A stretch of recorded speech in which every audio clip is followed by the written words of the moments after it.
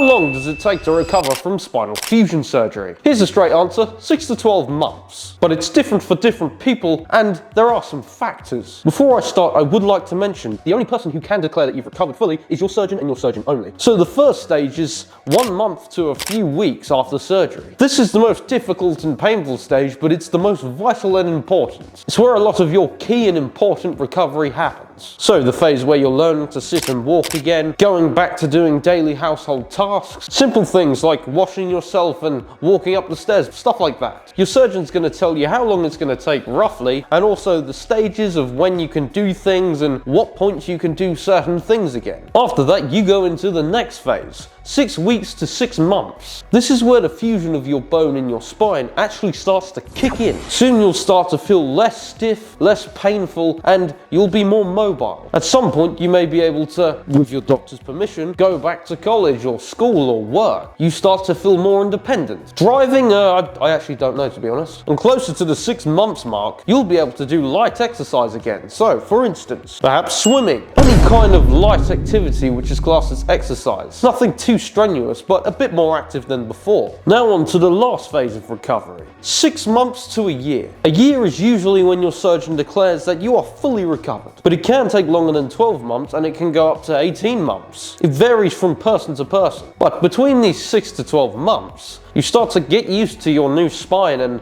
start to feel normal again. You start to feel more strong, more safe, and more comfortable. You're able to work longer and you're able to really feel the benefits of spinal fusion, feeling much better than you were before you had it when you had scoliosis. And closer to 12 months is when you can really start to do whatever you want. A lot of surgeons, including mine, say you can go back to doing whatever sport you want, as long as they're not high impact, high contact sports like rugby or weightlifting. Weightlifting is very different from actually lifting weights. So maybe when your surgeon declares at 12 months that you're fully recovered, you can go back to doing stuff like running or dancing or, your favorite sports. You see, recovery varies, but there's different factors affecting your recovery, like age, health and fitness, whether you smoke or not, and also maybe genetics and just luck. Then after all that's done, you still sometimes are recovering a little bit.